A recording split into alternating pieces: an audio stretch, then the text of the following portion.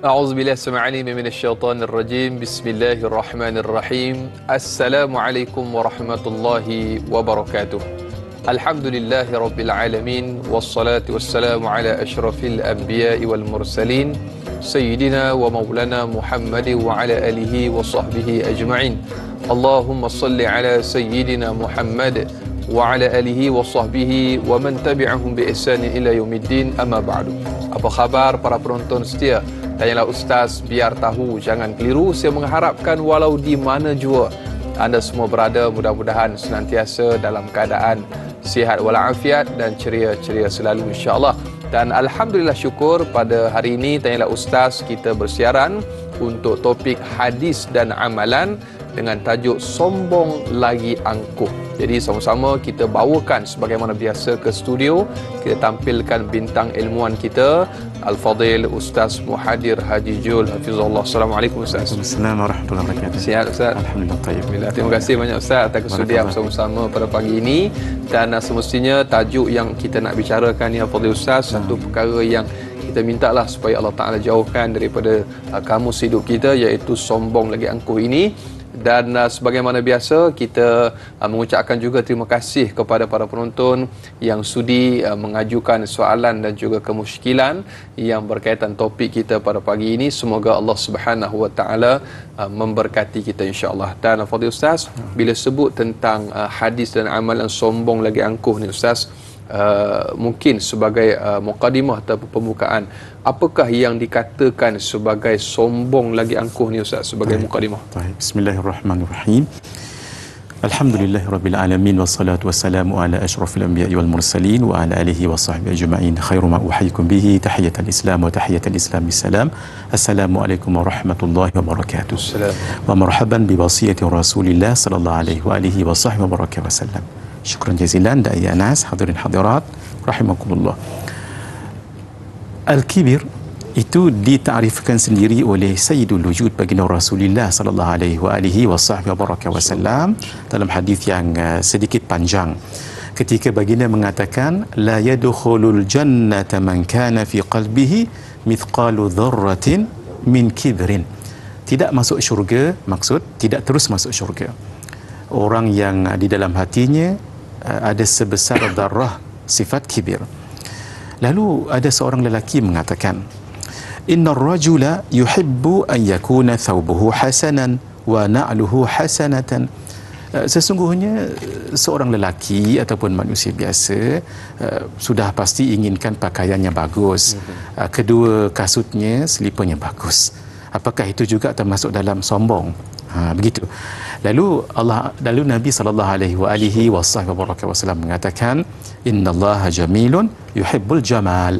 Sesungguhnya Allah itu indah dan Allah mencintai, menyukai keindahan. Maksud untuk bercantik-cantik, berpakaian yang elok tadi, berkasut yang bagus, itu tidak salah. Yang salahnya begini, iaitu al-kibru, sombong itu, batarul haqqi wa ghamtun nas, iaitu menolak kebenaran satu dan mengecil-ngecilkan orang, merendah-rendahkan orang.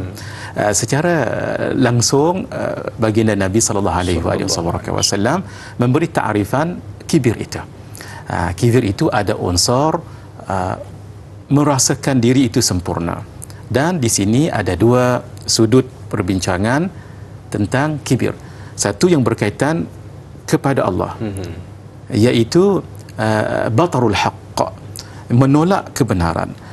Menolak kebenaran di sini satu difahami dengan kebenaran itu datang daripada Allah. Allah Azza wa Jalla menjadikan manusia dengan kelebihan-kelebihan yang tertentu dan punyai kedudukan yang tertentu, jangan direndahkan.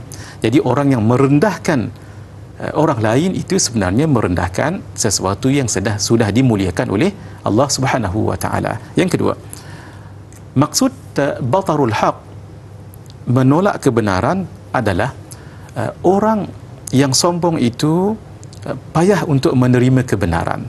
Kebenaran dari segi nasihat, dari segi tunjuk ajar, dari segi pengajaran dia payah nak terima. Walhal kebenaran itu walaupun datang daripada mulut manusia, hakikatnya kebenaran itu datang daripada Allah. Jadi seolah-olah dia menolak kebenaran yang datang daripada Allah Subhanahu wa taala. Yang ketiga, menolak kebenaran difahami dengan benar dalam Islam itu jangan sombong. Gitu. Kalau dia tahu syariat yang benar, dia tidak akan sombong. Sebab Islam, nanti kita akan bacakan ayat-ayat dan hadis, itu menolak kesombongan. Tapi dia sombong. Jadi dalam keadaan dia sombong itu, dia dianggap sebagai menolak kebenaran. Dan yang kedua itu jelas merendahkan manusia. Maksud takabur itu sendiri berasal dari perkataan kabir. Bila kabir itu besar, bila besar lawannya kecil. Jadi dia membesarkan dirinya dari segi ilmunya, kekacakannya, kepandaian dan sebagainya, dan mengecilkan orang lain. Jadi situ ditimbul ada membesarkan dan mengecilkan, dan ia berasal dari penyakit ujub. Ujub itu takjub dengan kelebihan diri sendiri, membawa kepada kibir, membesarkan diri dan merendahkan, mengecilkan, menghinakan orang lain. Allahu Akbar. Pepatah Melayu pernah menyebutkan para penonton, beriak tanda tak dalam, bergoncang tanda tak penuh. Yang membawa maksud perihal orang yang sombong dan besar cakap itu biasanya kosong kepalanya. Jadi semoga Allah Ta'ala menghindari kita daripada termasuk dalam golongan sedemikian. Amin, insya-Allah. Dan Fadil Ustaz, kita ada soalan yang pertama untuk kita kongsikan di Facebook pada hari ini. Kita tengok soalan yang datang daripada Ismail Maisa. Assalamualaikum warahmatullahi wabarakatuh. Waalaikumsalam warahmatullahi. Adakah penyakit sombong lagi angkuh ini datang dari jiwa yang tidak bersih ataupun ianya berpunca daripada sifat keturunan? Mohon pencerahan Ustaz. Terima kasih. Ini punca Ustaz. Masya Allah, soalan yang sangat bagus. Al-Imamul Ghazali meletakkan tajuk sombong ini dalam Al-Muhlikat, perkara-perkara yang boleh membinasakan. Al-Muhlikat. Kemudian Al-Imamul Ghazali meletakkan tajuk selepas itu Al-Munjiyat, sesuatu yang membinasakan, sesuatu yang menyelamatkan. Sebab itu hadirin, sebaiknya kita miliki kitab Ihya Ulumuddin, sebab kitab ini kitab tasawuf yang bersepadu untuk menjaga amalan kita, akidah kita, juga amalan fiqah kita. Baik, sombong itu bukan datang daripada keturunan, tetapi datang daripada jiwa yang kotor. Sebab ada juga orang yang keturunannya tinggi, bagus, ternama, baik, tapi tawaduk je. Banding dengan orang yang biasa-biasa, mungkin di kalangan, mungkin dikategorikan orang yang biasa sajalah, tapi sombong dia bukan main. Jadi kerana itu ini penyakit hati, bukan kerana keturunan, tetapi keturunan itu juga, kata Al-Imamul Ghazali, mungkin menjadi sebab sombong. Sebab dia rasa dirinya hebat, seperti yang berlaku kepada iblis ketika diperintahkan oleh Allah untuk menyembah Nabi Adam. Maksudnya sujud, bukan menyembah, ya, sujud. Sujud itu maksudnya sujud hormat, bukan sujud ibadah. Tidak mau. Kenapa? Khalaqtahu min tin, khalaqtani min nar, wa khalaqtahu min tin. Wahai Allah, engkau telah menjadikan aku daripada api dan Nabi Adam daripada tanah. Di ketika yang lain sujud, fasajadu illa iblis, melainkan iblis aba wastakbara, enggan, dan dia merasakan dirinya besar, angkuh dan bongkak, sebab merasakan api lebih mulia daripada tanah. Walhal hakikatnya Ustaz Anas, kalau ada kebakaran, antara cara kita nak padam dengan tanah, bahannya tadi itu. Jadi datang daripada jiwa yang kotor. Sombong itu bukan daripada keturunan, tetapi keturunan boleh menjadi satu punca sebab orang itu sombong. Allahu Akbar. Mudah-mudahan terjawab soalan sahabat kita. Dan berikutnya Fadil Ustaz, kita ada Sahziatul Sidik untuk soalan yang kedua. Baik, apakah faktor atau punca seseorang itu sombong lagi angkuh?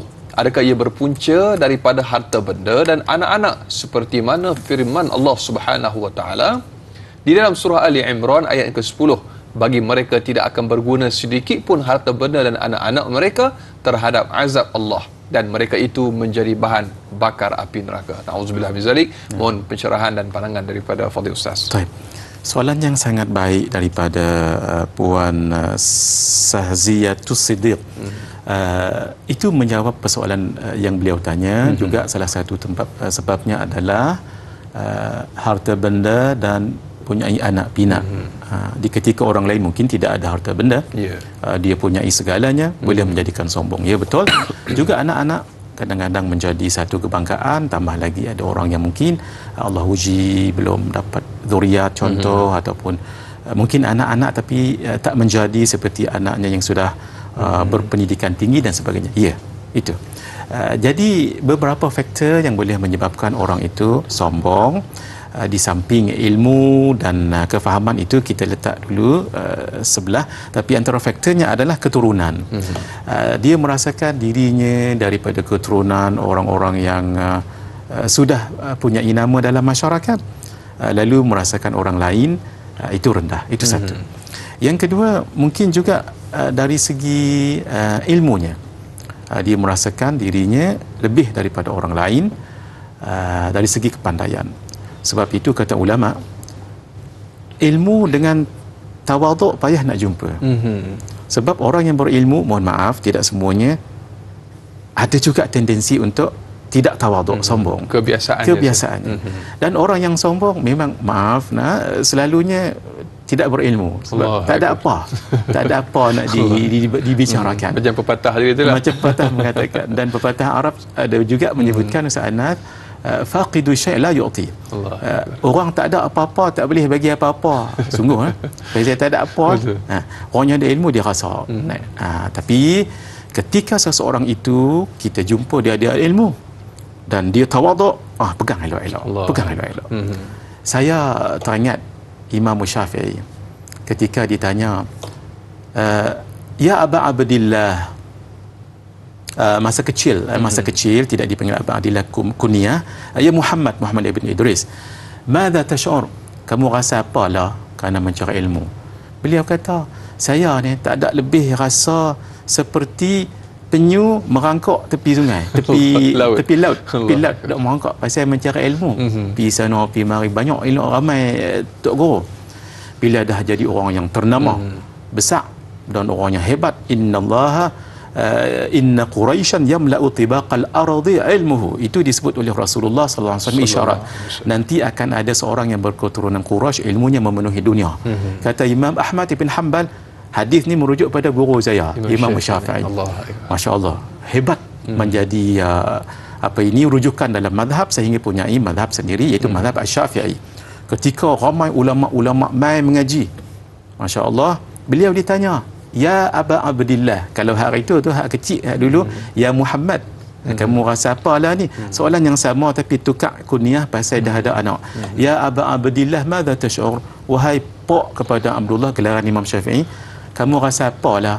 Beliau kata apa? Penyu hak dulu tu dok merangkak. Penyu hak dulu tu merangkak. Maksud kata tawaduk. Man tawadha'a lillah rafa'ahu Allah. Siapa yang tawaduk kerana Allah, maka Allah akan angkat dia. Jadi faktornya tadi ada keturunan, ada harta, ada ilmu, ada kecantikan, ada kepandaian, itu semua kalau tak jaga elok-elok dia boleh bawa orang itu jadi sombong. Allahu Akbar. Terkadang Allah Ta'ala uji kita dapat anak yang tidak seperti orang lain rupanya supaya kita tawaduk, nak dapat pahala sabar tu. Masya-Allah, tu satu hikmah yang besar yang perlu sama-sama kita hayati, dan banyak lagi akan kita kongsikan untuk Tanya Ustaz dengan tajuk hadis dan amalan. Sombong lagi angkuh. Kita berehat seketika, kembali selepas ini.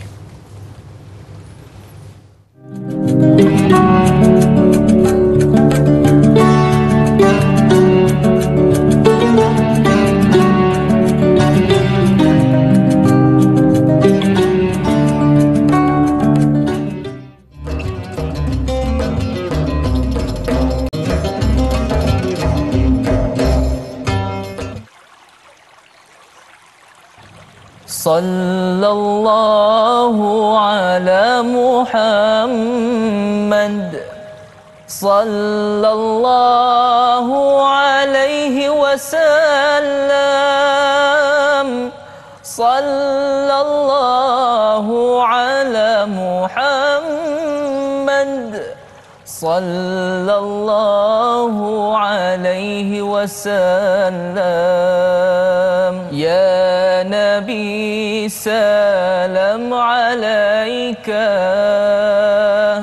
ya Rasul, salam alaika, ya Habib, salam alaika, salawatullah alaika. Alhamdulillah, masih lagi bersama dalam Tanyalah Ustaz. Biar tahu, jangan keliru para penonton, ibu-ibu, ayah-ayah bakal penghuni syurga Allah Subhanahu wa taala. Amin. Insya-Allah kita masih lagi membicarakan hadis dan amalan sombong lagi angkuh. Satu sifat yang perlu kita buang daripada kamus hidup kita. Dan kita masih lagi bersama panel ataupun bintang ilmuwan kita, Al-Fadhil Ustaz Muhadir Haji Jul, untuk kita teruskan lagi dengan kita raikan Al-Fadhil Ustaz. Soalan yang berikutnya daripada sahabat Facebook kita. Kita ada Muhammad Hafizi Hafiz. Assalamualaikum warahmatullahi wabarakatuh. Waalaikumsalam warahmatullahi. Soalannya Ustaz, mengapakah Islam melarang umatnya bersifat sombong sehingga dijanjikan neraka untuk mereka? Mohon pencerahan. Terima kasih. Biar tahu, jangan keliru. Allahu Akbar. Ini mungkin ada sesuatu hikmahnya Ustaz, dilarang kita bersifat dengan sombong Ustaz. Soalannya sangat bagus dan menginsafkan kita. Begitulah Allah Azza wa Jalla ketika manusia itu supaya jangan lalai, ditakhwifkan, ditakutkan dengan ancaman-ancaman sampai ditinggalkan perkara itu. Sudah pasti yang tidak baik. Adapun sesuatu yang boleh bawa pada syurga itu digalakkan. Itu namanya targhib, itu raghabah. Nah, kalau tadi tarhib ataupun takhwif, itulah dalam Islam dia kena ada suruhan, ada larangan, ada ajakan, ada halangan. Begitu. Nah, kerana itu semua orang tidak mahu masuk dalam syurga, masuk dalam neraka, sebab neraka itu dengan segala kepanasan, azab, kesakitan dan sebagainya yang berterusan. Kerana itu memang benar orang yang sombong itu tempat kembalinya adalah neraka. Qila dukhulu abwab jahannam khalidina fiha. Lalu dikatakan kepada mereka, masuklah kamu ke dalam neraka Jahannam yang kamu akan kekal dalamnya. Fabi'sa mathwal mutakabbirin. Maka itulah seburuk-buruk tempat kembali orang-orang yang sombong. Jadi orang yang sombong tempatnya neraka. Soalannya tadi, kenapa dilarang? Satu, supaya jangan masuk neraka. Siapa nak masuk neraka? Kita semua nak masuk syurga. Itu satu. Yang kedua, sombong itu adalah sikap iblis. Nah, sebab iblis itu diusir daripada syurga sebab sombongnya tadi itu. Yang ketiga, sombong ini dilarang oleh Allah Azza wa Jalla, dilarang oleh baginda Rasulullah sallallahu alaihi wasallam. Taat dalam arti kata tidak lakukan apa yang dilarang, itu adalah menunjukkan seseorang itu mukmin yang sempurna. Tapi kalau dilarang sombong itu tetapi dibuat juga, itu sudah jadi mukmin yang tidak taat. Begitu juga Rasulullah sallallahu alaihi wasallam menyebutkan ancaman-ancaman tentang sombong itu. Jadi kalau kita tidak sombong, bukankah sudah kita taat pada perintah Allah, perintah Rasulullah sallallahu alaihi wasallam?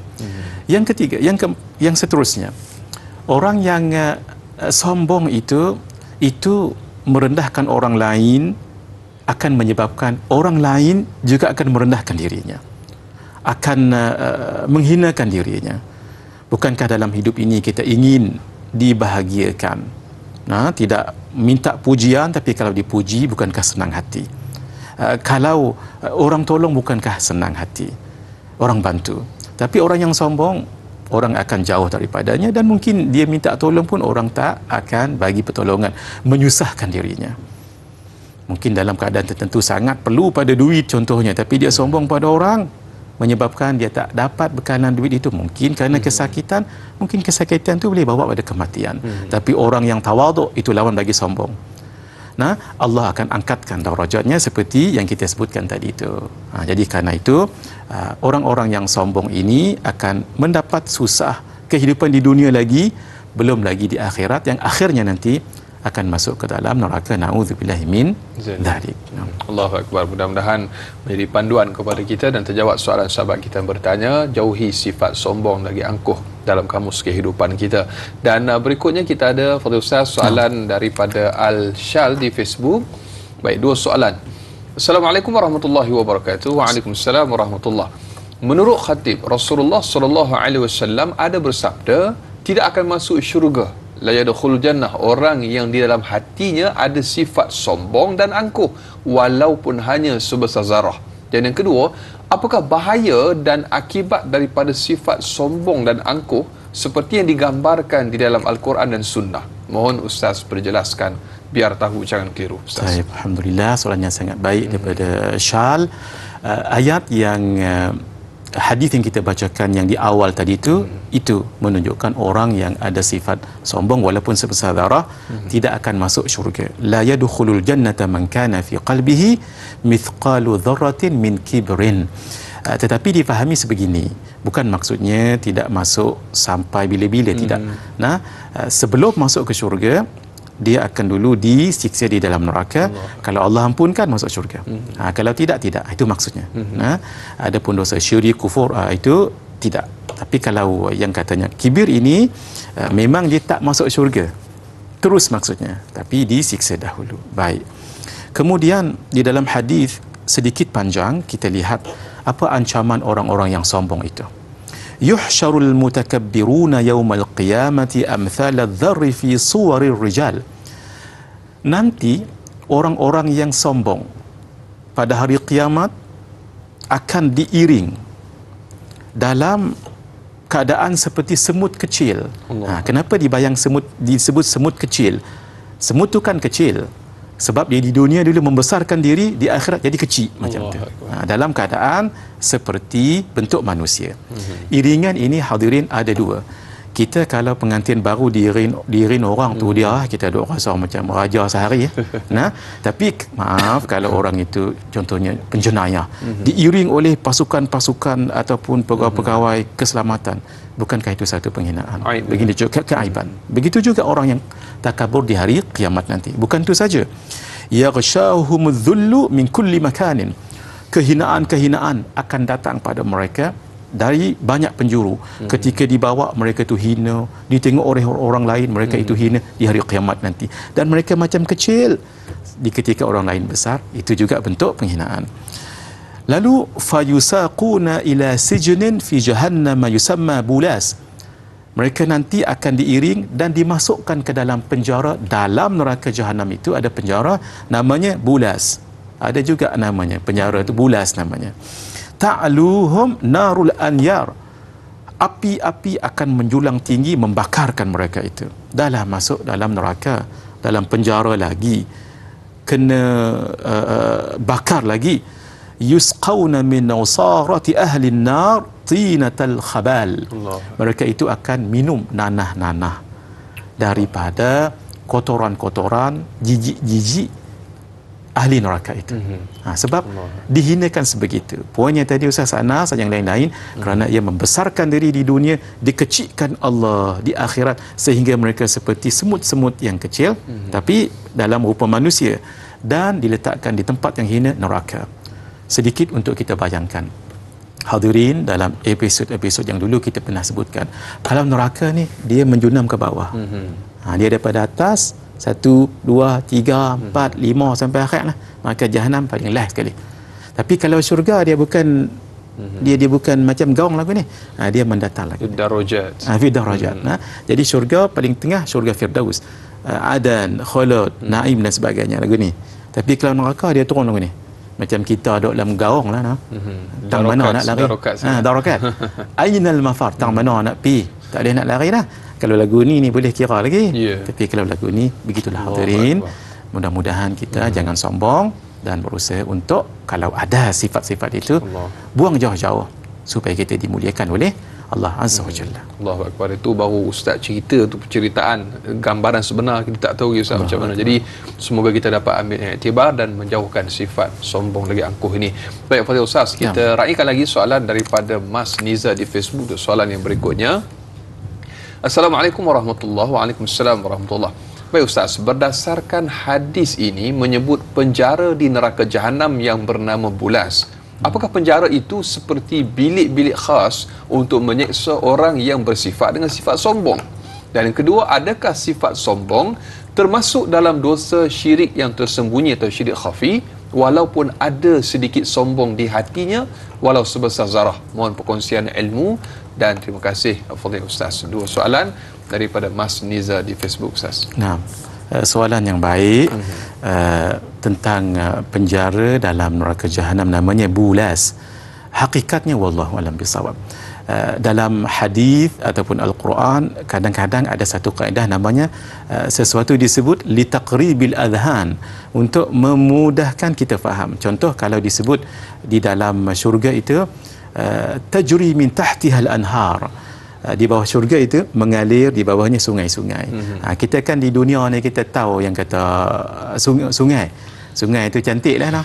Dia dengan ayak dia tenang, dengan kita dengar pun jadi satu healing dan remedy untuk penyakit-penyakit dan sebagainya.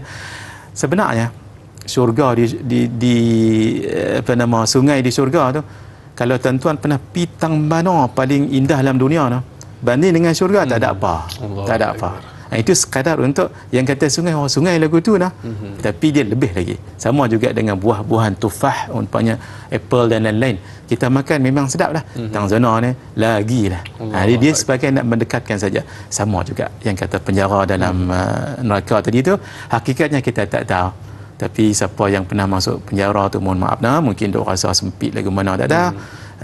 Dengan panas dan sebagainya, hak tu di dunia. Jadi penjara khas ya, namanya bulas. Itu khas apa? Khas untuk orang yang sombong.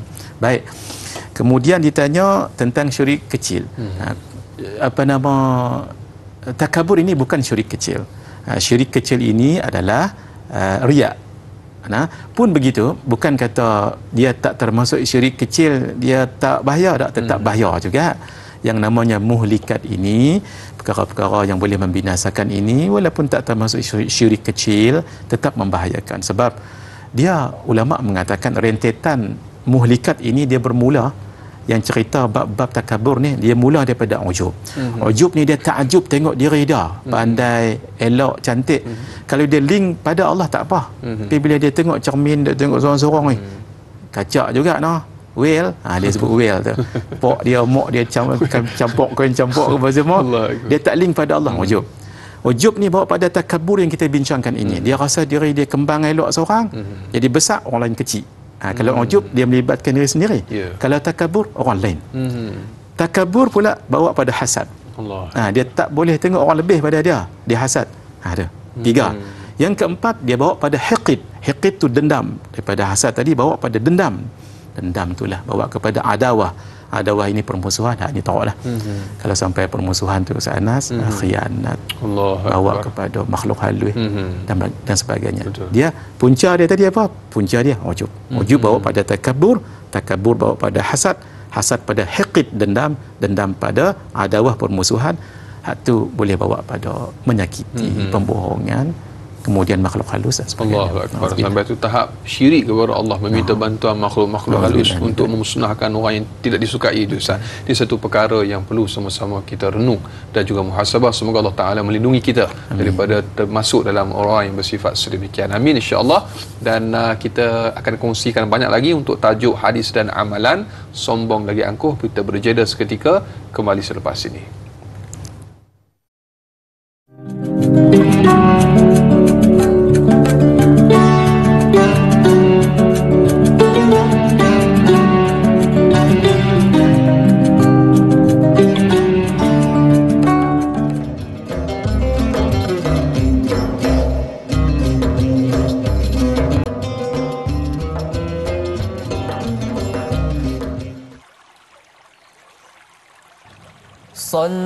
Sallallahu ala Muhammad, sallallahu alaihi wasallam,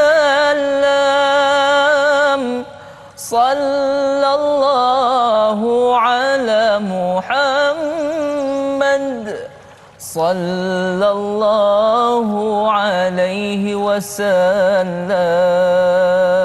أشرق البدر علينا فاختفت منه البدور مثل حسنك ما رأينا قط يا وجه السرور.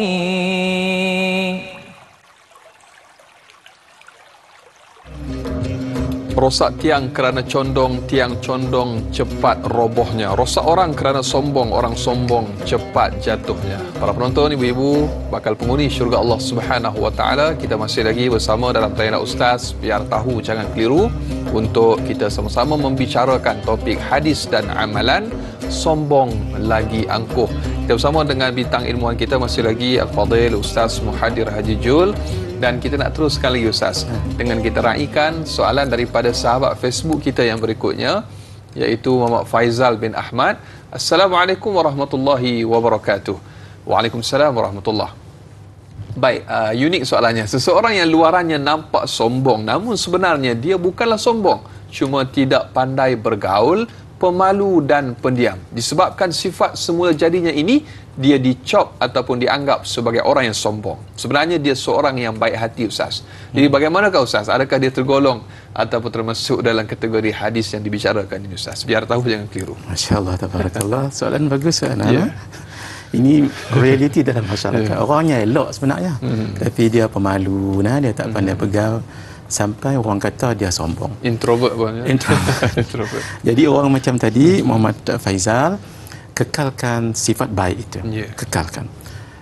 Maksudnya jangan sombong ke orang dan kekaikan hak elok-elok tadi itu. Cuma kena tambah satu sajalah. Dia sendiri dia tahu yang dia tak pandai bergaul dengan orang lain. Cara dia kena pandai bergaul. Caranya tanya dengan kawan-kawan, kalau perlu pada guru-guru yang menjaga personality, tanya apa yang harus saya buat, saya nak approach lagu mana, saya pemalu sangat, jangan bagi pemalu sangat, bagi bercakap sikit lagu mana, hak tu kena belajar. Jadi dua saja. Satu, kekaikan hak elok tadi tu, jangan sombong sampai bila-bila. Yang kedua, perbaiki diri kita. Takut orang salah anggap pada kita, walau kita tak ada lagu tu. Perbaiki elok. Hak ni kena tanya orang lah. Kalau perlu pada tanya kawan, tanya. Kalau perlu pada orang yang profesional pun begitu juga. Kerana itu bagi satu dulu cara dulu hak mudah tadi. Caranya senyum dulu kat orang. Supaya jangan orang kata sombong. Kalau orang tegak, senyum pun tak apa. Walaupun kita tak pandai nak berkomunikasi, senyum dulu. Tabassumuka li wajhi akhika sadaqah. Senyummu pada wajah saudaramu itu sedekah. Itu paling kurang. Hak nombor 2, 3 tu kena mengaji. Kena belajar dan tanya orang. Allahu Akbar. Jadi paling kurang senyum Ustaz. Itu kerana ia juga adalah dikira sebagai sedekah. Baik, berikutnya kita ada soalan lagi daripada sahabat Facebook kita juga, Nurul Hidayah Saifuddin yang bertanya. Baik, benarkah kita dibenarkan berlaku sombong terhadap orang yang sombong kepada kita? Dan bagaimanakah caranya menghadapi masyarakat yang sombong ini? Bolehkah jika niat untuk mencari kekuatan dan motivasi dengan sesuatu perkara, bukan untuk bermegah-megah? Sekian, terima kasih Al-Fadhil Ustaz. Soalan baik daripada Nur Hidayah. Memang ada pendapat yang mengatakan sombong pada orang yang sombong itu baik. Terkadang perlu juga. Contoh, kalau seseorang merendah-rendahkan guru kita contoh, dan guru kita ini, syekh kita ini memang terkenal baik, seorang yang alim, malah al-allamah lagi, mengarang kitab, berdakwah dah puluhan tahun sampai ketua, tiba-tiba ada orang kata tak ada apa. Ketika itu kita kena zahirkan. Kalaupun guru kita tak zahirkan kita, kita yang zahirkan siapa guru kita, berapa banyak mengaji, banyak kitab, apa yang dihafaz. Bukan nak tunjuk sombong, tapi nak bagi dia tahu. Kerana orang yang tak tahu hakikat sesuatu. Sama juga mungkin orang itu merendah-rendahkan seseorang, kalau tidak ditunjukkan kelebihan yang ada padanya, akan tetap dia direndah-rendahkan. Dia tidak mengapa. Ketika itu dia boleh tunjukkan, saya kena bagi tahulah siapa diri saya, tang mana belajar, dengan siapa, ni guru saya mengaji, guru saya siapa, apa nama pangkat dalam mengaji, kitab berapa banyak dikarang, supaya orang tu tahu. Sebab kadang-kadang dia tak tahu tu yang dia merendahkan orang lain. Kemudian niat dalam masyarakat yang sebegitu, niat itu kalau baik itu dikira baik. Innamal a'malu binniyat wa innama likulli imri'in ma nawa. Tidak mengapa. Ketika masyarakat merendah-rendahkannya, kita anggap orang yang sikap sombong ini ada penyakit. Kalau orang yang sakit, kita takkanlah nak tambah penyakit kat dia. kita pun kesian tengok dia. Walaupun dia duk rasa diri dia kembang, dia membesarkan diri, merendahkan orang yang mengaji tasawuf ni Ustaz Anas, dia akan sampai kesian tengok dia. Bukan marah kat dia, kesian tengok dia. Sebab dia tak tahu apa. Dan sombong itu boleh bawa neraka, boleh bawa kehinaan. Tak apa. Ketika dia dihina-hina, tidak mengapa, dia tunjukkan diri pada masyarakat tadi, mudah-mudahan masyarakat itu tahu. Sebab itu di dalam kaedah disebut para nabi dan rasul. Ada pendapat mengatakan para nabi dan rasul menerima wahyu, tetapi wajib rasul menyampaikannya. Tetapi nabi tidak wajib menyampaikannya, tapi menyampaikan. Tapi dalam bab memperkenalkan diri sebagai nabi itu wajib, supaya jangan orang kampung ataupun pengikut dok tengok ni siapa dia dah syok. Jadi dia kena tunjuk dan bagi tahu saya adalah utusan Allah. Sampai ke tahap itu supaya apa? Supaya masyarakat tahu dan menghargai dan meletakkan sesuatu kena pada tempatnya. Allahu Akbar. Saya teringat dulu Ustaz pernah syarah dalam dulu masa daurah dengan Ustaz, Nabi sebut ana sayyid, aku penghulu, tanpa berniat untuk bermuka-muka. Mungkin sedikit pencerahan pada Ustaz. Sahih. Rasulullah sallallahu alaihi wasallam sayyidul mutawadhiin. Orang yang paling tawaduk sekali. Tapi di ketika baginda menzahirkan akan kemuliaan, baginda menyebutkan ana sayyidu waladi Adam wala fakhar. Aku nanti di hari kiamat aku adalah penghulu pada seluruh anak Adam wala fakhar, tidak aku sombong. Itu maksudnya perkataan itu didasari dengan niat yang benar, maka tidak mengapa.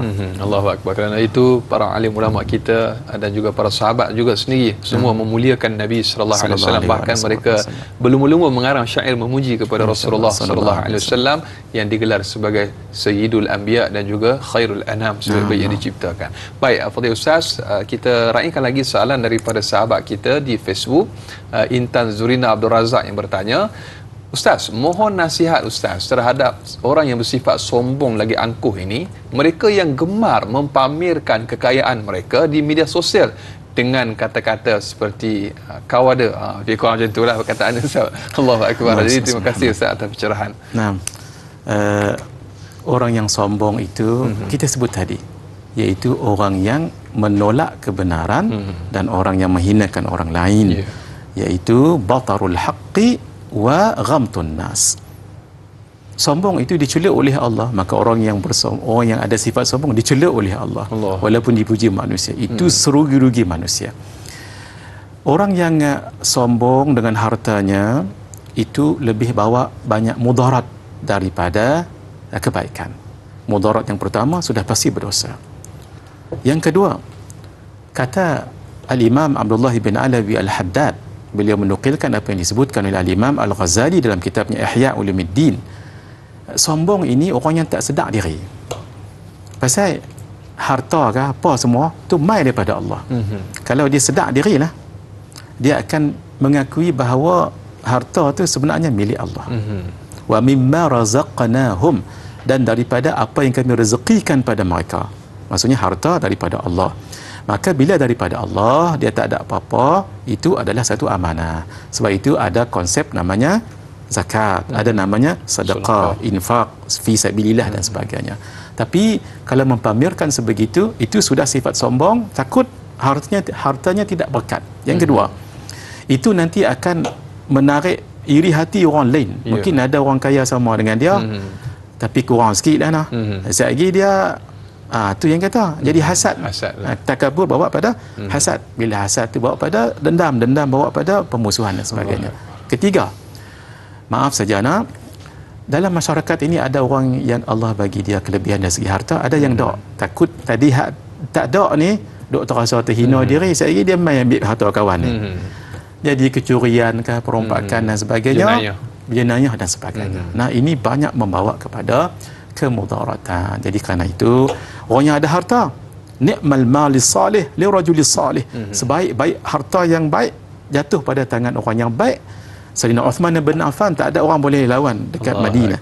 Sayyidina Abdul Rahman bin Auf antara orang yang kaya, tetapi mereka dua adalah salah 2 daripada 10 ahli syurga yang Nabi janjikan harta bawa kepada syurga. Allah, kekayaan yang membawa mereka selamat di dunia dan juga di akhirat, iaitu harta yang diberkati oleh Allah Subhanahu Wa Taala.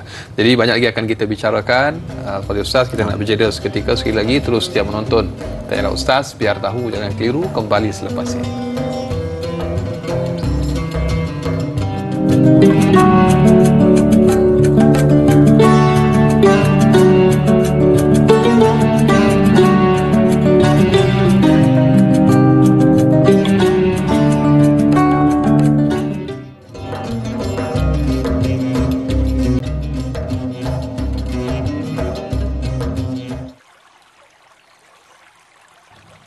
Sallallahu ala Muhammad,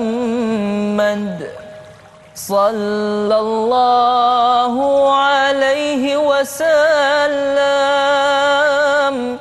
sallallahu ala Muhammad, sallallahu alaihi wasallam.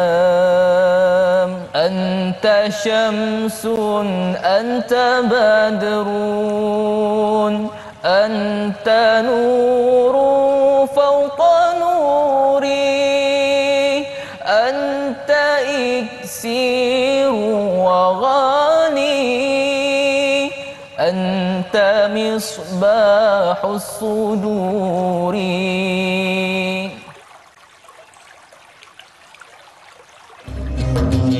Alhamdulillah, terima kasih dan terima kasih. Masih lagi bersama dalam Tanya Ustaz, biar tahu jangan keliru. Para penonton, ibu-ibu, ayah-ayah bakal penghuni syurga Allah Subhanahu Wa Taala. Kita masih lagi bersama Fadil Ustaz Muhadir Haji Jul untuk kita meneruskan diskusi dan perbincangan topik kita pada hari ini, hadis dan amalan sombong lagi angkuh.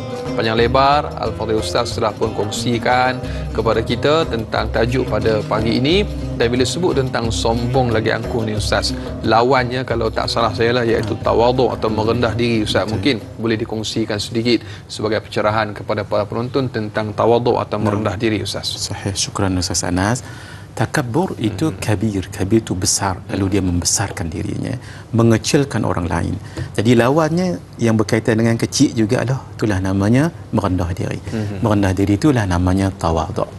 Tawaduk ini satu sifat yang munjiat. Kalau tadi muhlikat, yang membinasakan, ini munjiat. Sebab itu hadirin, dalam tazkiyatun nafas dia ada peringkatnya sana.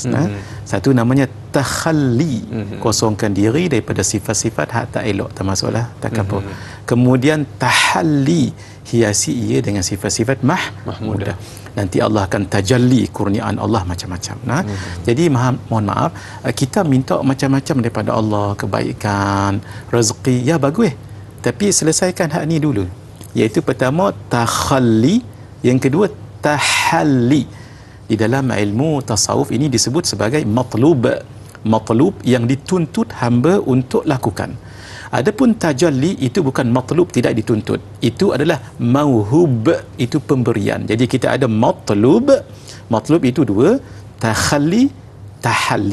Adapun mauhub, pemberian, kurniaan, itu adalah pahala, itu namanya tajalli dan lain-lain. Jadi konsepnya, kita nak pemberian Allah, ya betul, bagus, tapi selesaikan dulu matlub. Seperti seorang pelajar inginkan hadiah daripada ayah, ya, tapi yang dituntut belajar elok-elok dulu, baru dapat hadiah. Dia lagu tu. Baik, tawaduk ini sifat yang sangat mulia. Nabi diperintahkan oleh Allah untuk bertawaduk. Buktinya, wakhfid janahaka limanittaba'aka minal mu'minin. Dan rendahkanlah hatimu, wahai Muhammad, terhadap orang-orang yang mengikutimu, iaitu orang-orang yang beriman. Nabi Sayyidul Mutawadhi'in diminta oleh Allah untuk tawaduk pada orang yang beriman. Itu Nabi yang diminta. Siapa yang suruh? Allah. Kepada siapa? Orang yang beriman. Ini kan pula kita. Ini Nabi yang sudah akhlaknya sudah sangat terpuji. Allah memuji orang yang tawaduk sebagai kekasihnya. Yuhibbuhum wa yuhibbuna, adzillatin 'alal mu'minin wa a'izzatin 'alal kafirin. Sifat orang-orang yang dipuji oleh Allah, mereka itu Allah mencintai mereka dan mereka mencintai Allah sebab mereka tawaduk, merendah diri pada orang-orang yang beriman, tetapi tegas pada orang-orang yang kafir. Orang yang tawaduk dibalas syurga. Tilkat darul akhiratu naj'aluha lilladhina la yuriduna 'uluwan fil ardi wala fasada.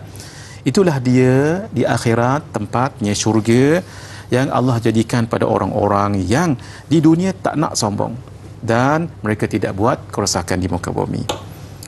Orang yang tawaduk itu akan diangkatkan kedudukannya oleh Allah Subhanahu wa taala.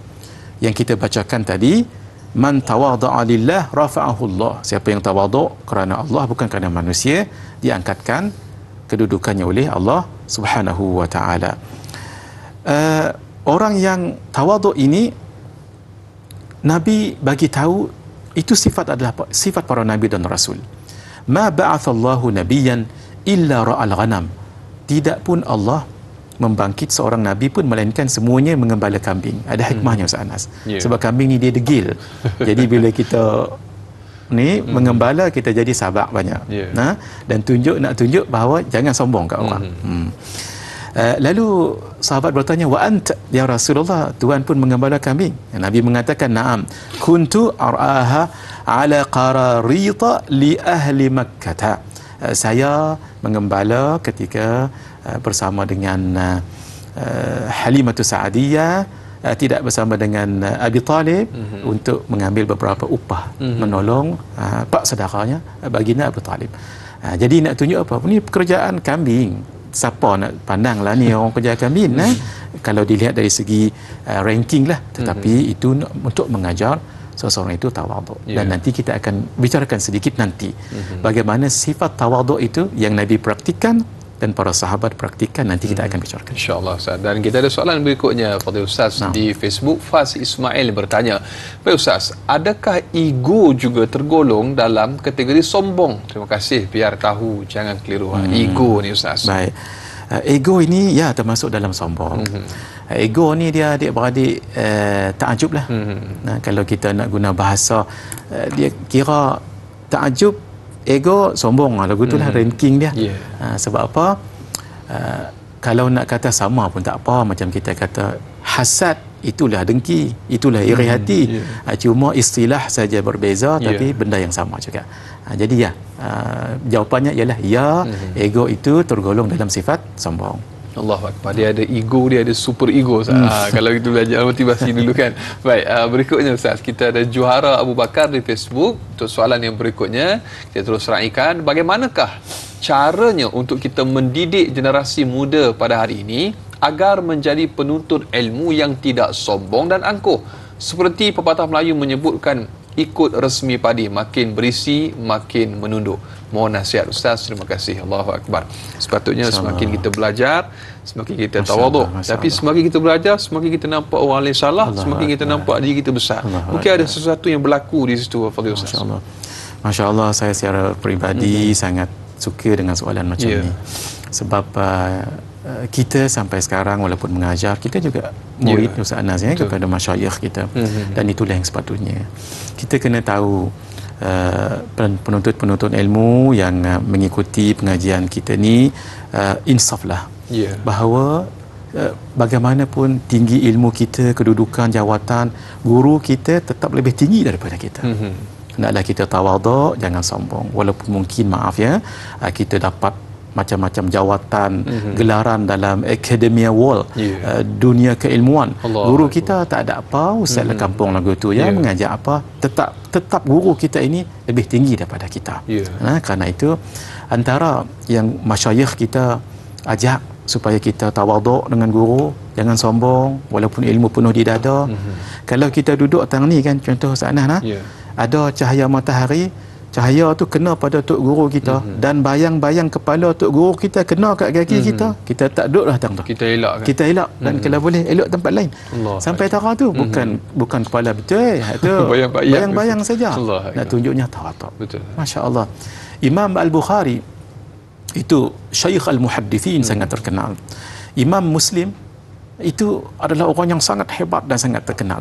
Ketika berjumpa dengan gurunya Imam Al-Bukhari, disebut dalam riwayat kana yas'aluhu su'alas sabi, adalah Imam Muslim bertanya kepada Imam Bukhari soalan budak-budak saja, bukan soalan yang ilmiah yang menunjukkan itu tawaduk. Imam masya-Allah tabarakallah Ahmad ibn Hanbal juga disebut di dalam riwayat dalam kitab Manaqib Asy-Syafi'i Al-Imam Al-Baihaqi menyebutkan bahawa anak kepada Imam Ahmad bernama Imam Abdullah tanya, Pak, selalu saya tengok dalam solat, selalu dalam sujud, selalu baca doa. Baca doa apa? Allahumma ghafirli dhunubi wa li walidayya wa li Muhammad ibn Syafi'i. Dalam sujud, ya Allah ampunkan dosaku, kedua orang tuaku dan juga guruku Imam Syafi'i. Allahu Akbar. Tak pernah lekang. Kenapa? Selama lebih 40 tahun, kata beliau Imam Ahmad, Imam Syafi'i itu seperti matahari pada bumi, seperti sihat pada badan. Apakah bermanfaat bumi kalau tidak ada matahari? Bermanfaat badan kalau tidak ada kesihatan. Begitulah ulama-ulama lain menghormati guru-guru mereka tawaduk. Allahu Akbar, beradab dan memuliakan guru kita walau siapa pun mereka. Dan masya-Allah tabarakallah, untuk hadis dan amalan sombong lagi angkuh Ustaz, banyak lagi akan kita kongsikan. Kita akan tamat di TV3, kita akan sambung lanjutan 30 minit siaran tambahan di TV9. Terus kekal bersama Tanyalah Ustaz, biar tahu jangan keliru.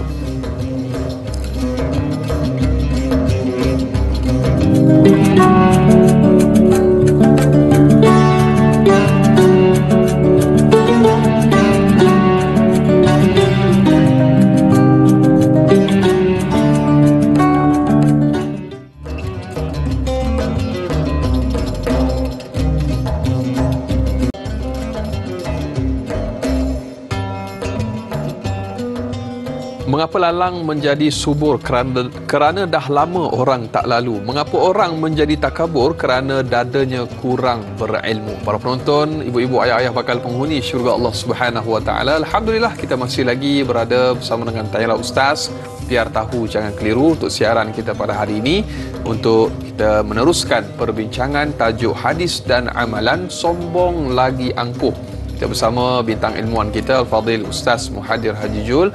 Banyak yang telah dikongsikan kepada kita, telah dijawab soalan yang telah diajukan sahabat-sahabat kita. Mudah-mudahan kita dapat sama-sama manfaatkan. Baik Al-Fadhil Ustaz, kita ada soalan yang berikutnya untuk kita raikan di Facebook. Mar WKN yang bertanya, baik Ustaz, saya ingin bertanya, adakah Allah Subhanahu Wa Taala akan mengunci mati hati orang yang bersikap dengan sombong? Adakah sesiapa yang bersifat sombong atas sesuatu yang tidak dibenarkan, maka Allah Subhanahu Wa Taala akan mewariskan kepadanya kehinaan yang tidak ada sedikit pun kebaikan? Mohon penjelasan Ustaz, biar tahu jangan keliru. Allahu Akbar. Soalannya Ustaz. Masya-Allah, masya-Allah. Soalan ini menakutkan. Tapi bagus soalan sebegini untuk kita insaf. Allah Subhanahu Wa Taala ketika berbicara tentang sombong, Allah tidak gunakan perkataan mematikan, memeterikan begitu. Bermakna untuk orang yang sombong itu ada lagi ruang untuknya memperbaiki diri. Jadi kerana itu mematikan hati itu dalam arti kata orang itu payah nak menerima kebenaran, tetapi ada jalan untuk dia memperbaiki dirinya sendiri. Kerana itu tidak sedikit kita lihat orang yang dulunya sombong, tapi kita lihat akhirnya jadi orang yang baik sangat, dan dia mungkin balas Ustaz Anas atas kesombongannya dulu, dia pula jadi orang yang sangat tawaduk, kalau hartanya diinfakkan dan sebagainya. Itu satu. Yang kedua, orang yang sombong itu benar yang disebut oleh Mar tadi, dia akan mendapat kehinaan di dunia ataupun di akhirat. Siapa yang suka kawan dengan orang yang sombong ni? Orang tak suka. Kerana itu orang yang sombong ni di dalam kitab Penawar Bagi Hati karangan Syekh Abdul Qadir bin Abdul Muttalib Al-Indonesi, orang yang sombong payah menerima nasihat orang. Malah dia pula terasa dirinya dihina oleh orang. Walhal orang yang tawaduk itu, mainlah siapa nak nasihat silakan saja. Sebab apa? Sebab orang kalau mengatakan dalam jubahmu ada scorpion, kalajengking, apakah kita akan marah-marah pada dia? Tak, melainkan kita ucap terima kasih, dan buka jubah memang betul ya dah. Kita pun buang. Kalau tak tadi diperingatkan, mungkin dia akan sepit kita dan racun dia mengalir dalam blood circulation, mungkin bawa pada kematian. Ucap terima kasih lagi ada, bukan marah lagu tu. Tapi siapa yang ada sifat sombong lagu tu, dia payah nak terima nasihat orang, lah contoh dia sakit, dia tak mau terima nasihat orang, dia mengata orang, dia tak mau terima nasihat orang supaya tawaduk. Akhirnya dia sakit tadi melarat, bawa pada kematian. Dan dia sombongnya dah, semakin sombong semakin ramailah orang, maaf ya, benci pada dia, musuh dia.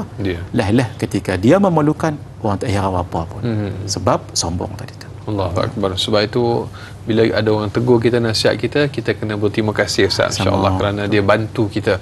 Baik, berikutnya Ustaz, bila kita sebut tentang tawaduk tadi, Ustaz ada cerita sikit, nak berbalik sikitlah Ustaz. Silakan. Bila sebut sombong, lawannya ialah tawaduk atau merendah diri. Mungkin boleh Ustaz kongsikan sebagai satu motivasi kita bersama, bagaimanakah tawaduknya baginda Rasul sallallahu alaihi wasallam dan juga para sahabat dan juga orang-orang soleh, satu kisah yang mungkin boleh memberi iktibar juga kepada kita Ustaz. InsyaAllah kita bicarakan sedikit sekelumit ya Ustaz Anas daripada sirah mereka yang sangat bercahaya dan panjang itu. Sayyidul Mutawadhi'in, ketua pada orang-orang yang tawaduk, Sayyidina Rasulullah sallallahu alaihi wasallam.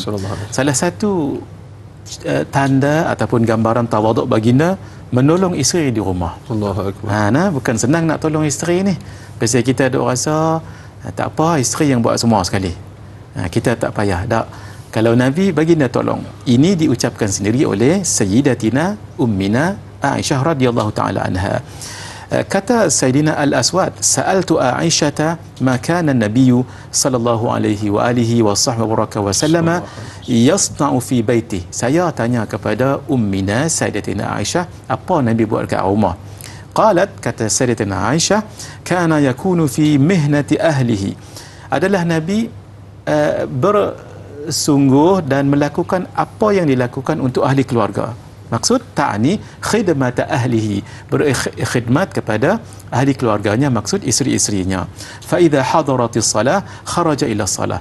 Bila masuk waktu solat, Nabi keluar rumah dan pergi solat. Maksud apa yang dibuat oleh Nabi itu, apa yang dibuat untuk tolong isterilah.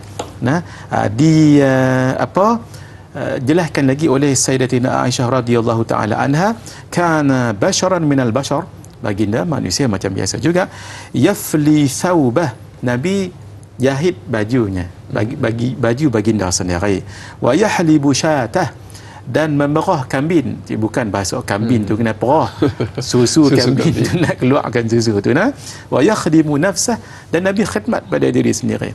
Maksud pakaian, tak perlu nak susahkan orang lain, ambil ayak dan sebagainya. Begitu. Dalam riwayat Imam Ahmad disebut kana yakhitu thawbah, adalah Nabi menjahit pakaian baginda, wa yakhsifu na'lah, dan menyambung, menjahit juga selipar baginda yang putih, wa ya'malu ma ya'malu ar-rijalu fi buyutihim, dan lakukan apa yang orang lain lakukan di rumah masing-masing. Itu satu, iaitu buat tolong apa yang dilakukan oleh isteri di rumah. Dan baginda sangat tawaduk. Baginda tidak sombong pada orang miskin. Wala yastakbiru an yadhhaba ma'al miskin wad dha'if hatta yafrugha min hajati. Baginda tidak sombong pada orang miskin dan orang yang memerlukan.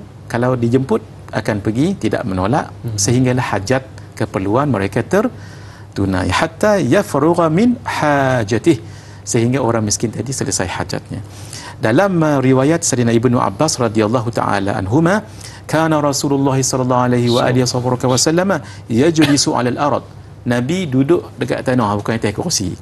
Wa ya'kulu 'ala al-ard, dan Nabi duduk bersila ataupun duduk macam duduk jamaah karkun-karkun saudara-saudara kita yang jamaah tabligh itu, duduk atas tanah. Wa ya'taqilu syatah, dan memerah susu-susu daripada kambing-kambing. Wa yujibu da'watal mamluk 'ala khubz syair, dan terima jemputan orang-orang yang miskin ataupun hamba tepung kasak ya. Bukan kata tepung halus-halus. Nabi terima, tak tanya apa yang disediakan. Baginda makan dekat lantai. La akulu muttaki'a, aku tidak duduk menyandar. Bila menyandar ni rasa macam megah sedikit. Innama ana abdun Aku adalah hamba.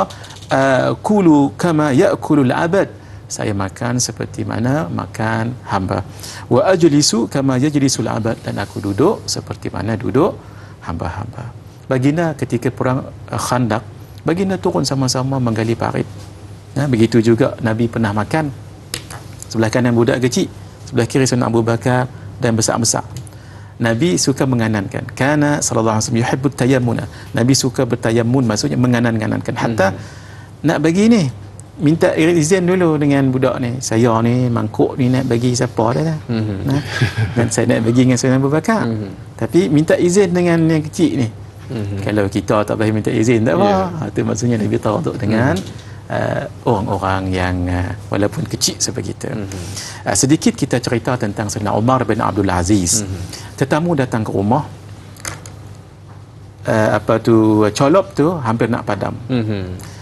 Lalu kata tetamu ini tadi, biar saya yang tambahkan minyak. Lalu kata Sayyidina Umar, tidak elok kalau tetamu itu yang pula berkhidmat kepada tuan rumah, tak elok. Biar tuan rumah yang elok. Lalu kata tetamu ini tadi, saya panggil tetamu kamu. Jangan, sebab dia baru tidur dan rehat. Saya sendiri. Dan beliau letak sendiri minyak. Kata tetamu ini, tuan sebagai ketua negara buat sendiri. Apa kata beliau? Saya, ketika saya bangkit, sayalah Umar bin Abdul Aziz. Ketika saya tuang, sayalah Umar bin Abdul Aziz. Tak ada apa. Tak meluang, tak ada apa-apa. Itu sikap tawaduk seorang pemimpin negara. Allahu Akbar. InsyaAllah, tabarakallah. Semoga kita dapat mencontohi bagaimana sifat dan juga akhlak Sayyidina Umar bin Aziz dan juga baginda Nabi sallallahu alaihi wasallam dan juga orang-orang yang soleh. Dan banyak lagi akan kita kongsikan untuk hadis dan amalan sombong lagi angkuh untuk tajuk kita. Kita nak berjeda sekali lagi. Terus setia menonton Tanyalah Ustaz, biar tahu jangan tiru.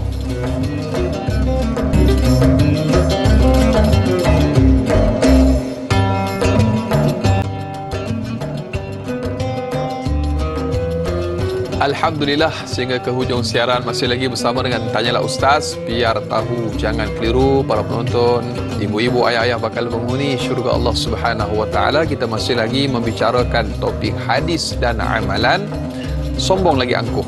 Jadi kita bersama dengan Al-Fadhil bintang ilmuwan kita Ustaz Muhadir Hadi Jul untuk kita teruskan soalan dan juga kemusykilan yang telah diajukan menerusi sahabat Facebook. Soalan yang berikutnya daripada Pak Suli Romli. Soalannya Ustaz, mutakhir ini kita sering melihat ramai manusia bersifat sombong, sama ada dengan manusia, haiwan dan juga makhluk termasuklah alam sekitar. Adakah ini juga salah satu petanda akhir zaman?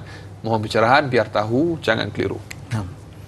Soalan sangat baik daripada Pak Suli Romli. Ya, di akhir zaman memang orang akan mula meninggalkan agama, juga meninggalkan para alim ulama. Walaupun alim ulama masih ramai lagi, tapi ada orang yang memandang rendah pada alim ulama, lalu sombong tadi tu. Sombong dengan ilmunya, sombong dengan pencapaian yang dia dapat, dengan kekayaan dan sebagainya. Jadi memang begitu. Akhirnya nanti manusia akan menjadi makin teruk, makin teruk, makin teruk. Kesombongan itu sehingga tak mau nak sebut nama Allah dah, tak mau berzikir lah. Waktu itulah berlaku hari kiamat. Jadi la taqumus saah, tidak akan berlaku hari kiamat, sehinggalah tak ada lagi orang yang sebut Allah, Allah ke, subhanallah ke. Kalau ada yang sebut tu tahu lagi ada bertuhan. Kerana itu jaga-jaga, jangan sombong. Kita bacakan satu hadis yang Nabi sebutkan, ala ukhbirukum bi ahlin nar, mahukah kamu saya bagi tahu pada kamu penduduk ahli neraka? Apa dia? Kullu utullin jawadhin mustakbirin. Itu orang yang utul, orang yang bengis. Jawad, orang yang suka bersorak keras, menghedik orang lain, menghina orang lain. Mustakbirin, orang yang sombong. Akhirnya nanti orang lagu ni Allah tak akan pandang dengan rahmat. Thalathatun la yukallihumullahu yawmal qiyamah. Allah tak berbicara dengan mereka. Wala yuzakkihim, Allah tidak akan membersihkan mereka. Wala yanzuru ilaihim, dan Allah tak pandang mereka dengan pandangan rahmat. Walahum azabun alim, bagi mereka itu adab yang pedih. Satu, syaikhun zan, orang tua yang berzina. Wa malikun kadzab, pemimpin yang berbohong. Tu yang ketiga. Wa ailun mustakbirun, orang miskin tapi sombong. dia miskin, sombong. Kalau orang kaya memanglah ada sifat-sifat sombong ni. Miskin pun sombong, kira teruk sangatlah. Jauhilah sombong. Mudah-mudahan Allah jaga kita selamat daripada neraka, masukkan ke dalam syurga dengan kebahagiaan dan keutamaan. Amin, insya-Allah, mudah-mudahan. Dan berikutnya Ustaz, kita raikan lagi soalan, kita terus ambil di Facebook. Laila Dila Rosa pula yang bertanya, apakah bentuk balasan yang menimpa golongan yang sombong lagi angkuh ini kelak yang akan mendatangkan kerugian besar terhadap diri mereka sendiri? Dan apakah pula yang mendorong seseorang itu bersikap sombong lagi angkuh? Mohon pandangan daripada Fadil Ustaz. Tambahanlah tadi Ustaz sebut beberapa faktor kesombongan. Mungkin ada faktor-faktor yang lain juga Ustaz. Antara faktornya juga adalah dari segi pakaian. Ini walaupun nampak simple, tapi jaga-jaga. Kalau pakaian ni jaga-jaga juga. Kenapa? Sebab ada hadis menyebutkan man jarra thawbahu khuyala. Siapa yang memanjangkan pakaiannya dalam keadaan dia sombong, lam yanzurillahu ilaihi yaumal qiyamah. Allah tidak akan pandang dia dengan pandangan rahmat. Sayyidina Abu Bakar ni, Sayyidina Anas bila dengar hadis ni takut. Pasal apa? Beliau ada dua kain sarung, satunya lebih sikit. Apakah itu termasuk di dalam takabur? Lalu Nabi mengatakan, lasta mimman yasna'uhu khuyala. Wahai Abu Bakar, kamu bukan. Kenapa? Walaupun dia menjulur, tapi bukan dengan niat sombong. Rupa-rupanya para ulama mengatakan walaupun mungkin bagi setengah tempat pakaian dia memang menjulur ke tanah, tapi kalau tidak kerana sombong itu tidak mengapa. Cuma mungkin dari segi pembadiran lah. Pembadiran pun sikap tak elok, tapi sombong tu tidak. Yang kita bicarakan ini adalah sombong. Kerana itu tidak salah nak kita bicara ni bukan kata tak boleh guna pakaian baru ke, hak kemas ke, hak branded mahal ke, tak boleh tapi jangan sombong tu ya. Ni sponsor Ustaz. Risau juga tu kena tanya Ustaz, ni sponsor kena buat disclaimer Alhamdulillah. Jadi orang yang kaya tunjuk tak apa, tapi jangan sombong. Sebab nanti di akhirat kalau dia banyak duit kat dunia, dia memperlekehkan diri dia kena tanya nikmat dan tadi. Sebab itu kata ulama, hendaklah kita at-tahadduts bin ni'mah. Kita gunakan nikmat yang Allah bagi itu, tapi jangan sombong ketika pakai pakaian yang mungkin cantik sikit, branded sikit, bagus daripada orang lain. Allahu akbar. Fa amma bi ni'mati rabbika fahaddits. Masya-Allah, tabarakallah. Baik, kena zahirkan, dan zahirkan tu kena buat yang baik-baik dah, jangan buat ataupun disalurkan di tempat yang tidak sepatutnya. Baik, bila sebut juga Ustaz tentang kesombongan dan juga keangkuhan ini, kita berdoalah agar kita dijauhkan daripada sifat-sifat seperti ini, dan mungkin ada sedikit tips ataupun panduan jugalah, mungkin minta Ustaz kongsikanlah. Kita duk cerita banyak lebar ni, nak juga panduan Ustaz daripada Ustaz, insya-Allah.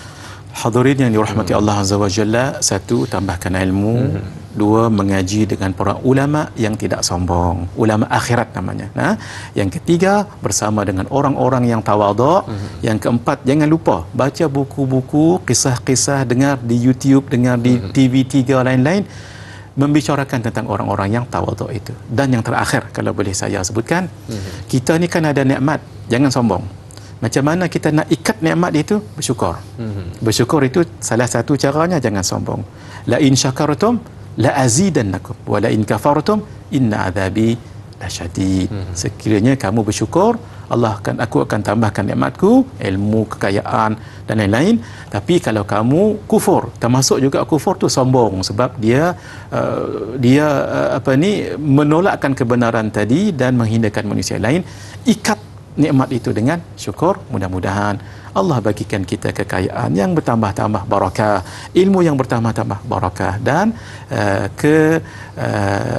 nikmat yang lain supaya tidak terlepas daripada kita semua. Allahu akbar. Berikutnya Ustaz, kita ada Ramli Saru, mungkin tambahan juga. Saya ingin bertanya Ustaz, bagaimanakah untuk merendahkan hati agar tidak sombong dan angkuh? Mohon penjelasan Ustaz, dan mungkin tambahan juga tanda-tanda orang yang sombong Ustaz. Kita nak tahu ciri-ciri. Dia kata dia ni nampak macam sombong, tapi hakikatnya mungkin dia tak sombong, tapi tanda tu mungkin ada Ustaz. Tandanya banyak sekali, nanti boleh rujuk dalam kitab-kitab tasawuf dan akhlak. Antaranya tandanya dia tidak mahu dinasihat orang. Kalau dinasihat orang, dia melenting. Dua, kalau dalam majlis tu dia suka tonjolkan diri dia supaya orang nampak dan orang kan puji dia, meraihkan. Yang ketiga, bila dia dapat sesuatu nikmat, dia macam mengecil-ngecilkan orang lain dan nak membesarkan dirinya, keluarganya, anak-anaknya. Yang keempat, orang ini kalau dia dapat nikmat, dia tak bersyukur. Tetapi dia merasakan dia punya.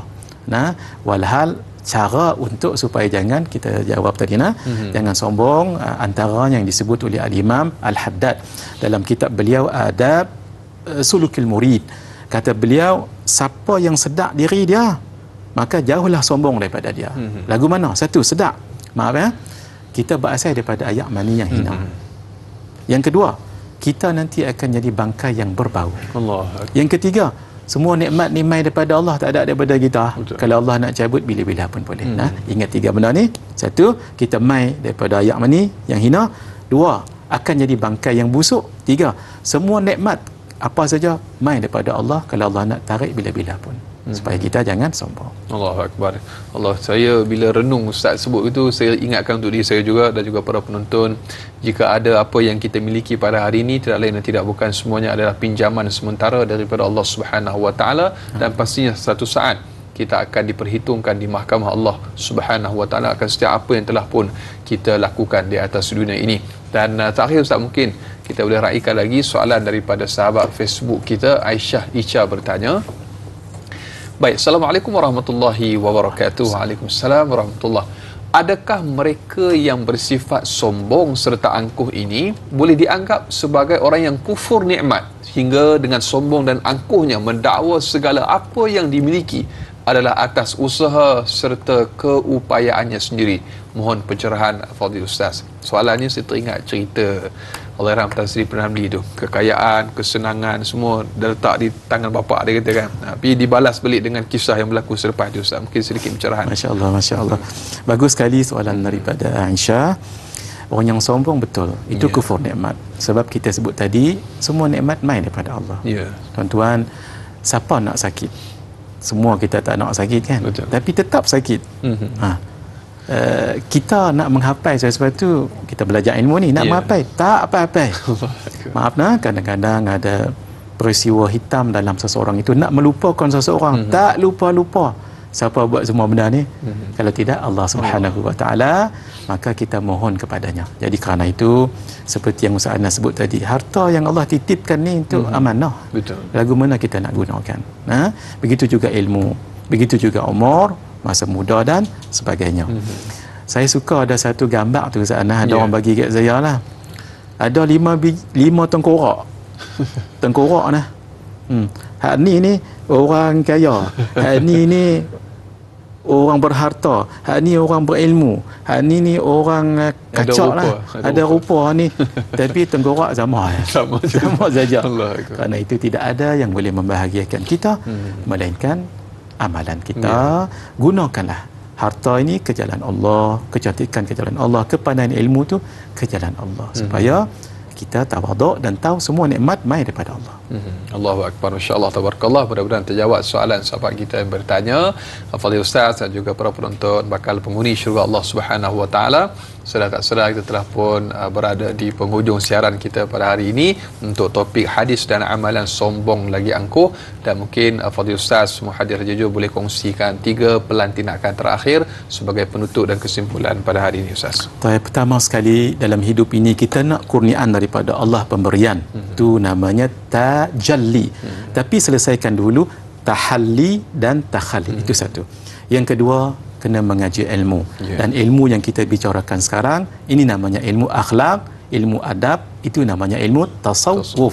Yang ketiga, hendaklah kita sedar siapa diri kita dan semua nikmat yang ada pada kita ini adalah datang daripada Allah. Gunakan sebaiknya, jangan nanti sampai dipertanggungjawabkan di hari akhirat tak terjawab, maka jawapannya nanti naudzubillah min dzalik, neraka dan kesiksaan. Tetapi kalau kita gunakan sebaiknya, itu akan menjadi jalan untuk kita masuk syurga dan kebahagiaan kurniaan Allah Subhanahu Wa Taala. Alhamdulillah. Dan kita minta Ustaz tutup dengan sedikit doa, semoga Allah Taala memberkati kita insya-Allah. Bismillahirrahmanirrahim. Alhamdulillahirabbil alamin. Wassalatu wassalamu ala asyrafil anbiya'i wal mursalin wa ala alihi wa sahbihi ajma'in. Allahumma salli ala rasulika sayyidina Muhammad wa ala alihi wa sahbihi ajma'in. Allahumma inna nas'aluka ridhaka wal jannah ونعوذ بك من سخطك والنار. آمين. اللهم إنك عفو كريم تحب العفو فاعف عنا وعن والدينا وعن مشايخنا وعن جميع المسلمين والمسلمات والمؤمنين والمؤمنات برحمتك يا أرحم الراحمين. آمين. ربنا آتنا في الدنيا حسنة وفي الآخرة حسنة وقنا عذاب النار وقنا عذاب النار وقنا عذاب النار وأدخلنا الجنة مع الأبرار يا عزيز يا غفار يا رب العالمين. وصلى الله على خير خلقه ونور عرشه سيدنا محمد وعلى آله وصحبه أجمعين وجعلنا من الذين تجري من تحتهم الأنهار في جنات النعيم الذين دعواهم فيها سبحانك اللهم وتحياتهم فيها سلام وآخر دعواهم أن الحمد لله رب العالمين. Amin, amin ya rabbal alamin. Alhamdulillah, sekali lagi jazakallah khair diucapkan kepada Fadil Ustaz Mahathir Jujul atas kesudian berkongsi pada hari ini. Dan para penonton, ayuh sama-sama kita tangguhkan majlis kita dengan kafaratul majlis dan suratul As. Subhanakallahumma wa bihamdika asyhadu an la ilaha illa anta astaghfiruka wa atubu ilaik. Bismillahirrahmanirrahim. Wal 'asr innal insana lafi khusr illa allazina amanu wa 'amilus salihat wa tawasaw bil haqq wa tawasaw bis sabr. Sekian, wabillahi taufiq wa hidayah. Assalamualaikum warahmatullahi wabarakatuh. Waalaikumsalam. Sallu ala Nabi Muhammad. Allahumma salli ala sayyidina Muhammadin abdika wa rasulika.